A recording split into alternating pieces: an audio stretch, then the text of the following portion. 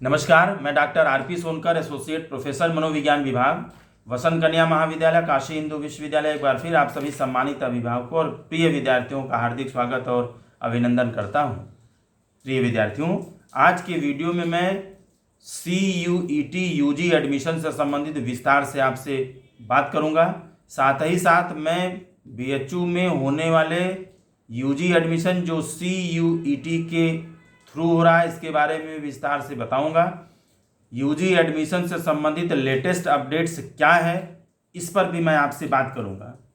प्रिय विद्यार्थियों, जैसा कि आप सभी जानते हैं कि CUET UG से संबंधित जो प्रोविजनल आंसर की है, यह NTA के द्वारा पिछले 7 जुलाई 2024 को जारी किया जा चुका है, जिसे आप NTA की ऑफिशियल वेबसाइट nta.ac.in पर विजिट करके देख सकते हैं या exam.nta.ac.in पर भी यह उपलब्ध है। आप वहां से इस आंसर की को डाउनलोड कर सकते हैं, आप देख सकते हैं। मैं आपको ये भी बता दूं कि NTA के द्वारा यह घोषणा की गई है कि आपको इस प्रोविजनल आंसर की में किसी भी तरह का ऑब्जेक्शन है, क्लेम है, आपत्ति है, नाराजगी है, शिकायत है, तो आप 9 जुलाई 2024 तक, जिसको बाद में बढ़ा करके 10 जुलाई 2024 तक कर दिया गया था, यानी आज 12 जुलाई है, 2 दिन पहले तक आप अपनी आपत्ति को दर्ज करा सकते थे।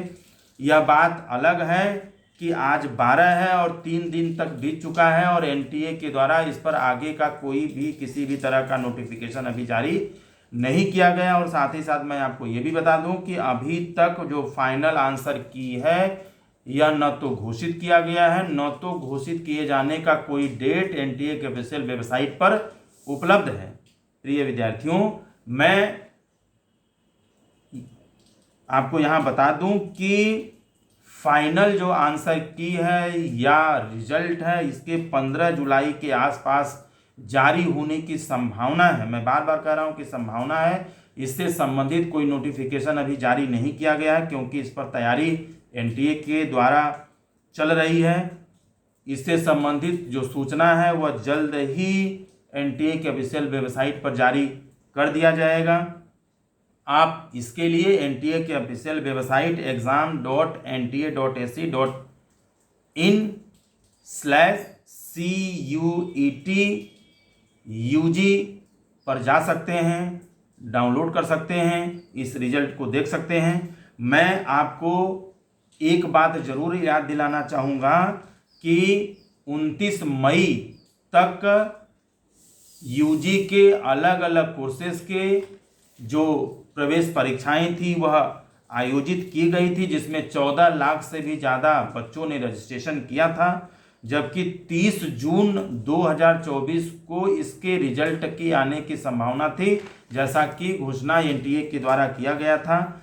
आज लगभग 2 सप्ताह बीत चुके हैं, यानी 12 जुलाई आज हो चुका है और अभी तक न तो फाइनल आंसर की जारी किया गया है और ना ही फाइनल आंसर की या फाइनल रिजल्ट जारी होने का कोई नोटिफिकेशन NTA के ऑफिशियल वेबसाइट पर जारी किया गया है। अब इन सारी चीज़ों को देख करके निश्चित रूप से आपके मन में सवाल आ रहा होगा कि अभी तक फाइनल आंसर की जारी नहीं किया गया है, रिजल्ट घोषित नहीं किया गया है, न तो इसकी कोई सूचना है, और 12 जुलाई हो चुका है। कब फाइनल आंसर की जारी होगा, कब फाइनल रिजल्ट जारी होगा, कब हम लोग रजिस्ट्रेशन करेंगे, प्रेफरेंस भरेंगे, कब काउंसलिंग होगी, कब एडमिशन कंप्लीट होगा, क्लासेस कब से चलेंगे, तमाम तरह के ऐसे सवाल हैं जिनको लेकर के आप परेशान होंगे। यानी तमाम तरह की चीज़ें जो काउंसलिंग से रिलेटेड, एडमिशन से रिलेटेड, क्लासेस से रिलेटेड, आपके एग्जामिनेशंस कब होंगे, तमाम तरह की चीज़ें हैं जिनको लेकर के आप परेशान होंगे, सवाल होगा।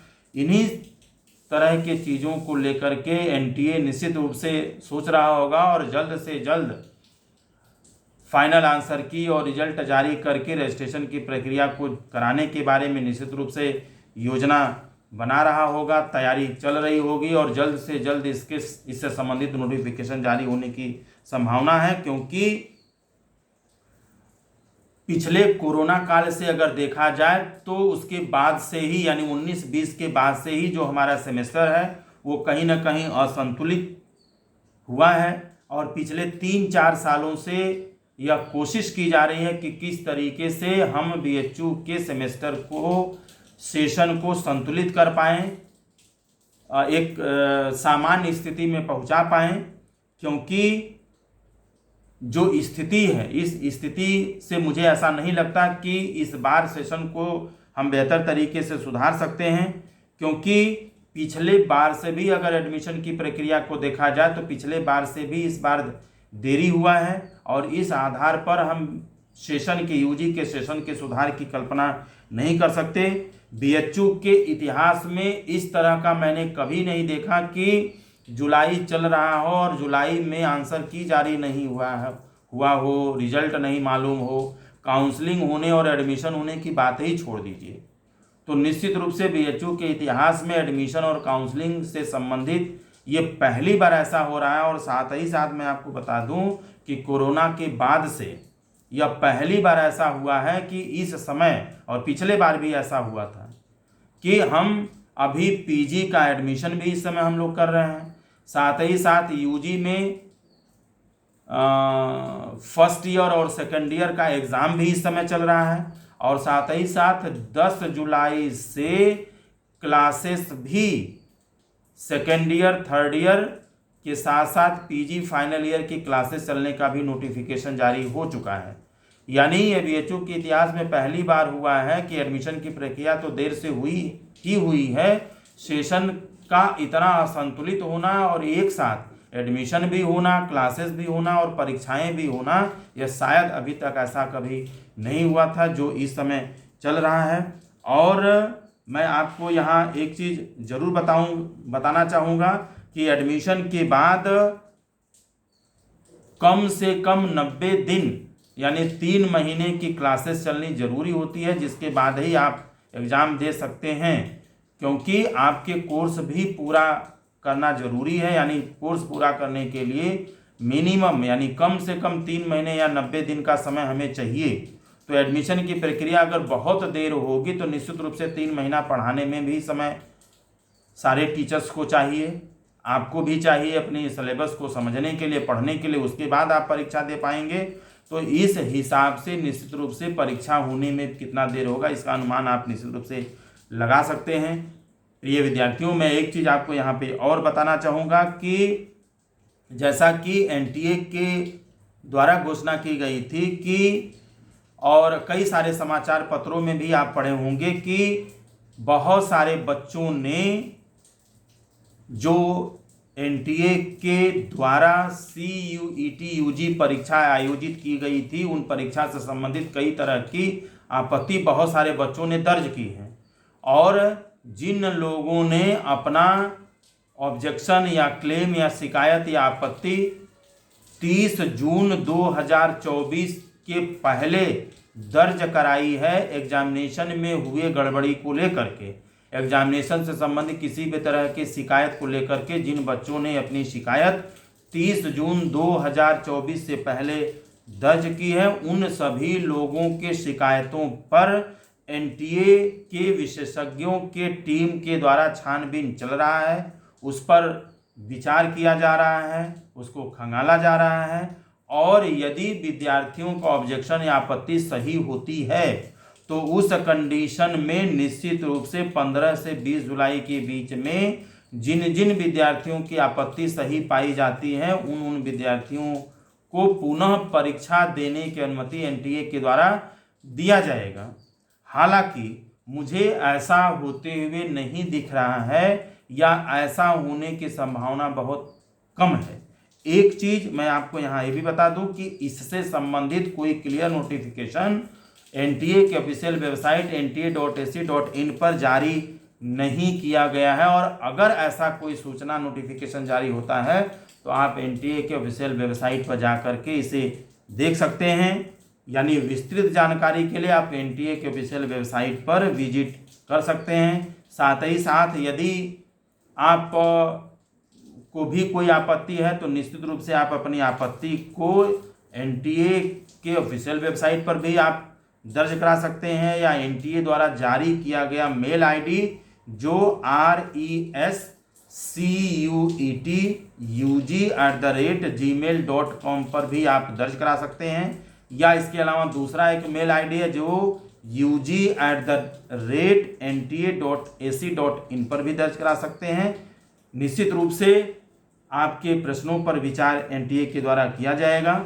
मैं इन्हीं सारे मुद्दों के आधार पर अमर उजाला में 9 जुलाई 2024 को प्रकाशित एक लेख के अनुसार, एक सूचना के अनुसार आपको बता दूं कि कई सारे विषयों में, जैसा कि इस पेपर में छपा था कि कई सारे विषयों में 2 दर्जन से भी ज़्यादा ऐसे प्रश्न थे जिनसे संबंधित आंसर की जो एनटीए के द्वारा जारी किया गया था। इसमें कई विषयों में 2 दर्जन से ज़्यादा प्रश्नों को लेकर के बच्चों ने, विद्यार्थियों ने आपत्ति जताई थी। यानी एनटीए के द्वारा जारी किए गए प्रोविजनल आंसर की के विरोध में आपत्ति जताई थी, और एक सज्जन ने एक विषय में 34 अलग अलग प्रश्नों पर जारी किए गए प्रोविजनल आंसर की के खिलाफ आपत्ति दर्ज कराते हुए 6,800 यानी 6800 रुपये जमा किया था, और यह जानना चाहा है कि जो आंसर आपके द्वारा जारी किया गया है, जो प्रोविजनल आंसर की जारी किया गया है, वो बिल्कुल गलत है। इससे मैं संतुष्ट नहीं हूँ।